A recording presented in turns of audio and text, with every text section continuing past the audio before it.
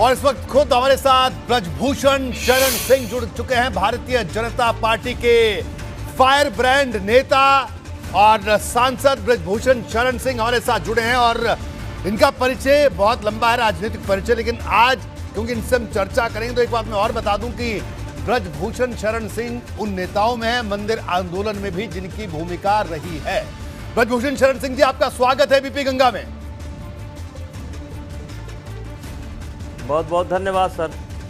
ब्रजभूषण जी, अब ये बताइए कि राज ठाकरे को लेकर आखिरकार इतना गुस्सा क्यों कि आपने ये तक कह दिया कि अगर राज ठाकरे अयोध्या में रामलला के दर्शन करने आते हैं तो 1 लाख लोगों की दीवार आप खड़ी कर देंगे। ये आखिरकार ऐसा क्यों, इतना बड़ा फैसला आप क्यों ले रहे हैं?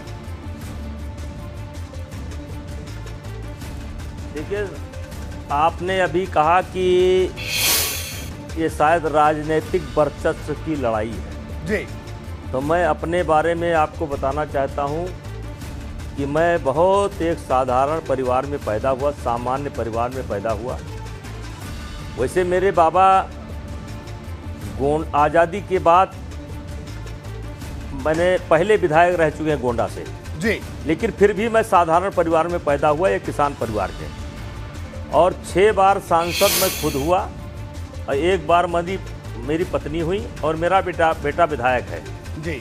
और मेरी कोई राजनीतिक महत्वाकांक्षा की लड़ाई नहीं है, क्योंकि मैं एक कविता पढ़ा हूँ कि चाह नहीं मैं सुरबाला के गहनों में गूंथा जाऊँ। मेरी कोई चाह नहीं है, ना मैं मुख्यमंत्री बनना चाहता हूँ, ना मैं मंत्री बनना चाहता हूँ। जो कुछ बन चुका हूँ किसी से कम नहीं है और किसी को देखना है कि मेरी हैसियत क्या है तो आकर के देखे इधर 10-20 जिलों में, तो आपको दिखाई पड़ेगा कि एक मंत्री और एक, अब क्या बताएं, मतलब कहने का मतलब मैं इस चीज़ का मोहताज नहीं हूँ। पहली बात तो ये जी। दूसरी बात, मैं आपके माध्यम से राज ठाकरे साहब से कहना चाहता हूँ कि बचपन में एक बार मुझे एक आदमी ने चाकू मार दिया जी, और मैंने 6 महीने बाद उसको पकड़ लिया जी। हमारे साथ के लोग ये चाहते थे कि इसको मार दिया जाए। मैंने कहा नहीं भाई, रात में नहीं मारा जाएगा, सुबह मारा जाएगा जी। सुबह मैंने दरवाजा खोला और उसको बुलाया कि तुमने चाकू क्यों मारा। तो उसने कहा कि मैं चोरी कर रहा था और जब मुझे आप पकड़ने के लिए आए तो मैंने आपको वार्न भी किया, लेकिन आप मुझको उठा करके पटक दिए और मैं आपको पहचानता नहीं था और इसलिए मेरे हाथ में चाकू था, मैंने आपको लग गया, लेकिन मैं आपको जानता नहीं था। और जब मैं ये मुतमईन हो गया कि ये जानबूझ करके इसने चाकू मुझे नहीं मारा है और मैं आपको थोड़ा लंबा समय ले रहा हूँ जी, वो चाकू कोई साधारण चाकू नहीं था जी।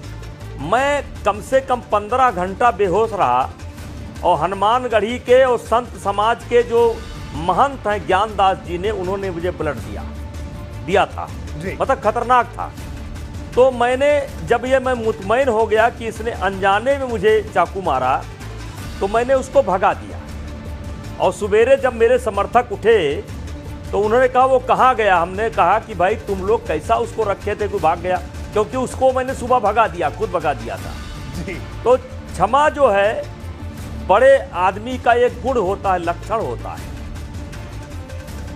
ठीक है ना जी। तो मेरी कोई बहुत बड़ी डिमांड नहीं है। मेरी डिमांड ये है कि राज ठाकरे साहब या उनके कार्यकर्ता उत्तर भारतीयों को उन्होंने अपमानित किया है, पिटाई किया है, मजदूरों को, विद्यार्थियों को, दवाई करने गए लोगों को, और उन्होंने एक अलग प्रकार की राजनीति की, क्योंकि उनकी राजनीतिक दुकान बंद हो गई और वो बाला साहेब ठाकरे के वसीयत उनको नहीं मिली, तो उन्होंने एक नफरत की राजनीति शुरू की। तो मेरा कहना मात्र है, कोई मैंने बहुत बड़ी शर्त नहीं रखी है, एक छोटी सी शर्त रखी है कि आप कह दो कि मुझसे गलती हुई है, उसके लिए मैं क्षमा चाहता हूं और आगे गलती नहीं करूंगा। तो कौन सा जुल्म मैंने कर दिया, कौन सी बड़ी बात मैंने कह दिया, कौन सी बाधा मैंने कर दिया? लेकिन ब्रजभूषण जी, सवाल कि आप गलती करोगे। एक बात बताइए, तो कल को राज ठाकरे अगर यही बात कहते हैं कि ब्रजभूषण शरण सिंह को महाराष्ट्र में नहीं आने देंगे, तो बताइए ये कौन सी बात है? आपको तो देश भर में आप दौरा करते हैं, भारतीय कुश्ती संघ के अध्यक्ष भी हैं आप।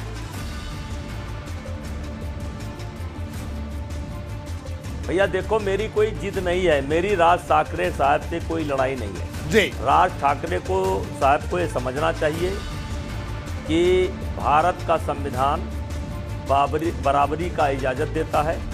एक जम्मू कश्मीर के अंदर विशेष धारा लागू थी, जिसको मोदी जी के नेतृत्व में वो भी समाप्त कर दिया गया। देश सबका है, मुंबई हमारा भी है, राम जन्मभूमि भी राज ठाकरे जी का भी है, उद्धव ठाकरे जी का भी है। राम हमारे ही पूर्वज नहीं हैं, उनके भी पूर्वज हैं। जन्म से ना कोई क्षत्रिय है, ना जन्म से कोई ब्राह्मण है, ना जन्म से कोई शूद्र है, ना जन्म से कोई व्यापारी है। ये एक व्यवस्था है, व्यवस्था के नाहत बना है। ये देश सबका है, ये देश सबका है।